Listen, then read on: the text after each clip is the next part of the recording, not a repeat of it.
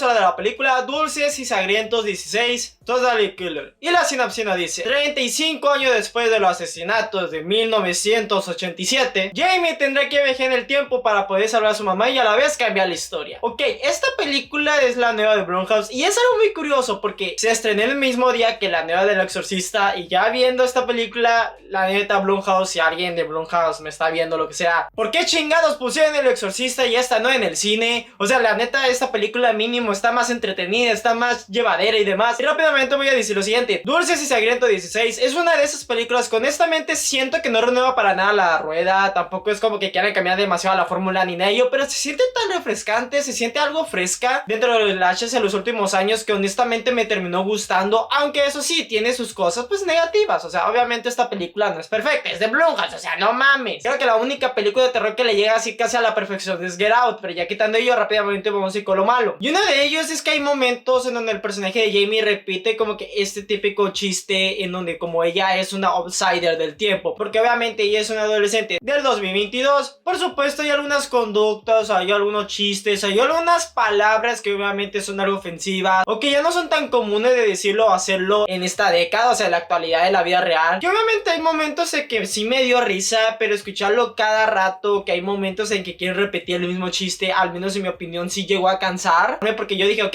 entiendo el chiste, entiendo esto, porque la neta la película sí lo trabaja bien, pero no me lo tienes que poner cada rato, güey. O sea, yo entiendo, lo comprendo y comparto que esas actitudes ya no son buenas en la actualidad, pero no mames, güey, o sea, ¿para qué lo vas a repetir un montón de veces? También siento que la película, cuando llega el momento del suspenso o dar miedo, tristemente la película no lo llega a aprovechar. Vamos a hacer una película de terror comedia, que en ese apartado sí funciona la película, pero el momento cuando vamos a poner los asesinatos, que sí funcionan, pero esa atmósfera terrorífica en donde vamos a ver cómo el asesino va matando lentamente a los personajes, antes de atacar vamos a ver cómo el asesino se acerca a sus víctimas, honestamente no termina de funcionar tan bien en ese apartado. Se siente como que se fueron más a la comedia, que en eso sí funciona, pero no tanto en, oh, vamos a crear este suspenso, vamos a crear esta vibra algo terrorífica y demás. No, la película sabe lo que está haciendo y eso honestamente está bien, pero obviamente lo tenía que decir. También algo que noté en la película es que había momentos en donde tenía demasiado miedo que sus personajes fracasaran, o sea, de una manera de, ok,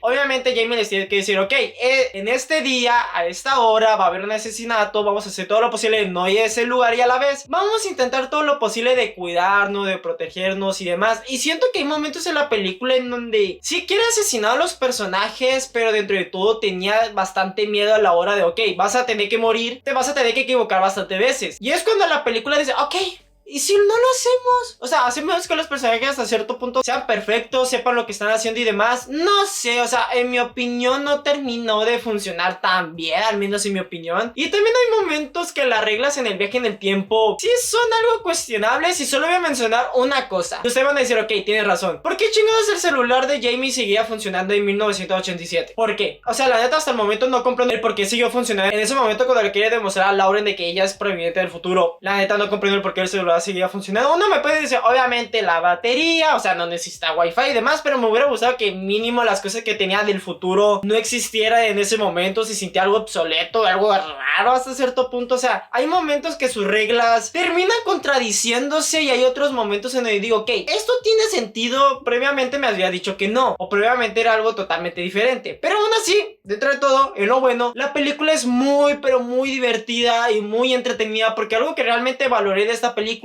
es que se hayan aprovechado todos estos tropos, clichés de las típicas películas de slasher de los años 80. Porque yo tenía hasta cierto punto miedo a que la escritura de los personajes se sintiera muy 2022, muy 2020, en donde ya no tenemos esos personajes tan clichés, tan bravucones, tan populares o tan hornias hasta cierto punto, sino que ahora intentan todo lo posible de humanizarlos, de darle contexto, de darle más cosas, pues. Pero no, en esta película, cuando estamos en los 80, se siente una película de los 80s, no se siente una película de los 2020s, sino una película de los 80s, esos tropos, cliché, la manera como se comportan los personajes. Por ejemplo, hay un personaje que hasta cierto punto me hartó demasiado, que es el personaje de Randy, pero aún así dentro de todo entiendo el contexto de que es el clásico personaje de, ajá, boobs, ajá, vagina, o lo que sea, o oh, aquí lo tengo, lo que sea. O sea, algo muy tonto, algo muy estúpido, pero que es proveniente de los años 80. Y ya cuando vemos hasta cierto punto los adolescentes en esta película en los 2020, ya no se comportan así, ya se sienten totalmente diferentes. Y valoré eso mucho de la película, porque a la vez se sienten los homenajes que está haciendo. Halloween de 1978, Happy Death Day, Volver al Futuro, Scream y entre otras películas de slasher, de viajes en el tiempo. Se siente que se ve una combinación entre esas películas que mencioné y obviamente va a haber otras que no mencioné. Y aún así dentro de todo se siente refrescante, se siente algo